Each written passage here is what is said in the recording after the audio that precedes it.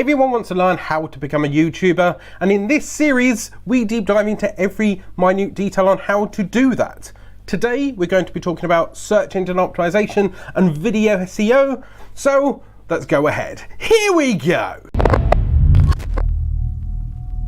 Hello and welcome back to another video. If you're new around here and you're looking to start a YouTube channel, grow your YouTube channel, or push your brand out there onto the second largest search engine on the internet, you should click subscribe and start creating. Now, when you're first becoming a YouTuber, you need to consider every aspect of how people will find you.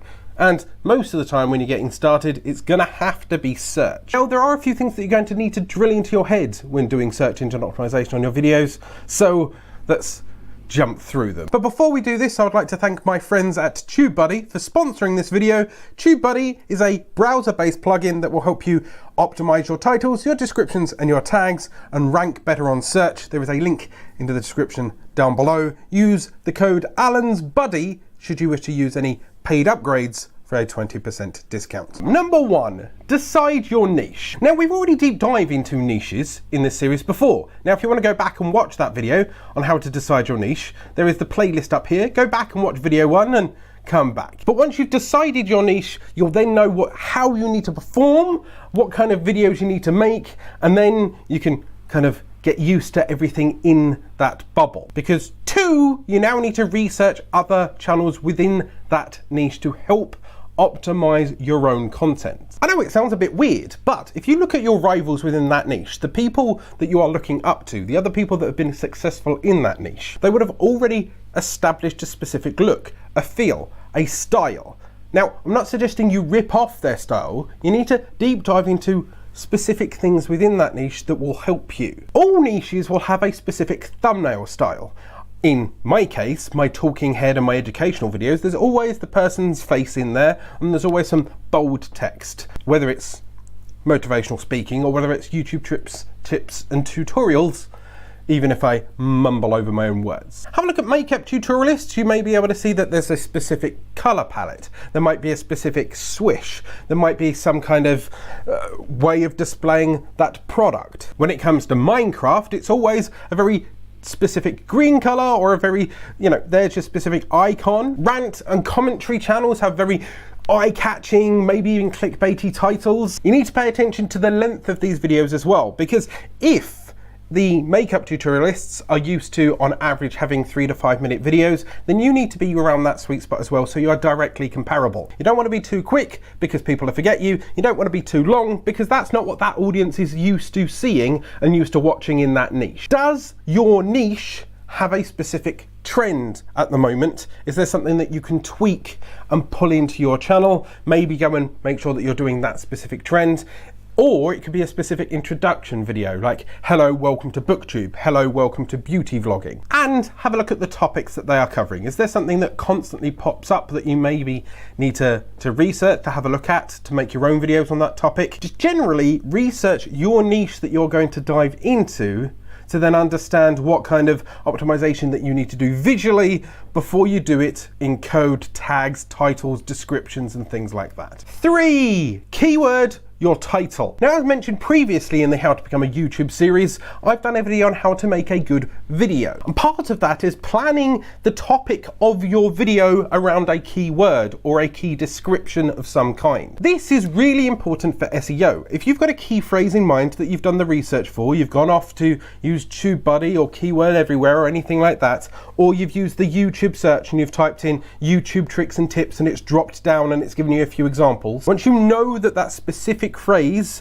is one of the search terms, make sure that it's in the title, preferably at the start as well. The reason for this is that if you were doing a tutorial on makeup and you was doing mascara, right? This is clearly my ball game because I'm clearly into makeup. What's a more interesting title for people within the makeup world? How to apply Kylie Jenner mascara the best way, or I put on mascara. One clearly lends itself to search, clearly has a load of keywords and clearly has a topic in mind. The other one is very personal. and not necessarily something that people would search for. Also, why put the keyword at the start of the video title or as close as you can? Mobile devices are very powerful things and they're becoming very easy to consume. They're in your hands and everyone's watching videos using their phone these days. If you're hunting a specific keyword and it's right at the start of the title, then those words won't get cut off when it's in a mobile search as you scroll through. And if that's the most important thing about that video and that's the topic that you're covering, you want people to know that that's what that video is about. 4, in your description, you need a mix in relevancy. Basically, if you've got a title that says Kylie Jenner,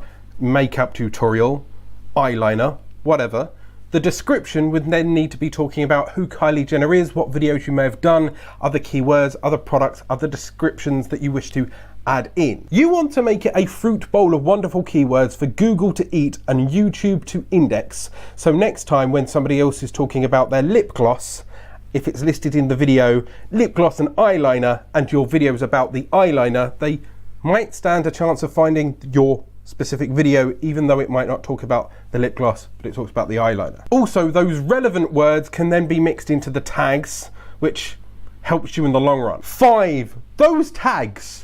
Now, some people say they're not important. Some people say they are the most important thing on YouTube. I say that it's better to have them than to not have them at all. Because although they might not be relevant in some cases, if you were a bigger YouTuber, you'd kick yourself if they did matter and you didn't have them for the sake of 5-10 minutes worth of research. As a smaller YouTuber, I think they are paramount because you need to tell YouTube what this video is about, because your video might initially only get 10, 20, 30, 50 views, but if those 50 views are really, really hyper focused and they watch all the way through, and then YouTube sees that, okay, that video is tagged with that word and that keyword, it does well, so therefore it's clearly not clickbait and it's clearly answering the question that it's promising, it will rank it a little bit higher and a little bit higher, and you'll see the traffic on that grow if those keywords are honest and relevant. A very good example of this is one of my top videos, the custom channel URL.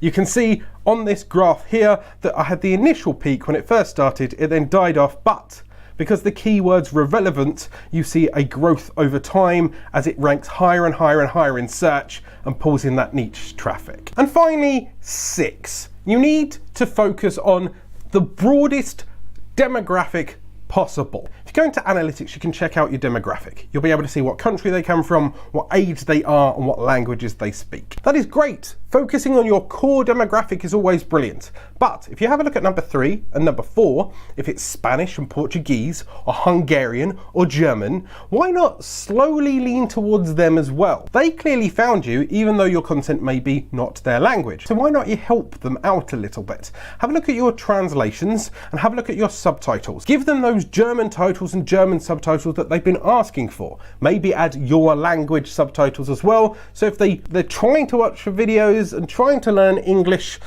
they can read along, or if it's in German and they don't understand what you're talking about, at least the German subtitles will help open the door to a different demographic, maybe a different income, maybe some more money, some sales along the way. Also, subtitles and translations are part of the metadata that Google and YouTube eat. So the more you feed YouTube and Google, the more likely they are to rank you higher or understand what that video is about and suggest you against other videos. Next in the YouTube series on how to become a YouTuber, we're going to learn how to promote your perfect videos after you've generated some wonderful SEO. Why not check out the playlist here and the video here, should it be there. If it's not ready yet, then remember to hit subscribe and the notification icon so you're alerted next time I upload. Go out there, start creating.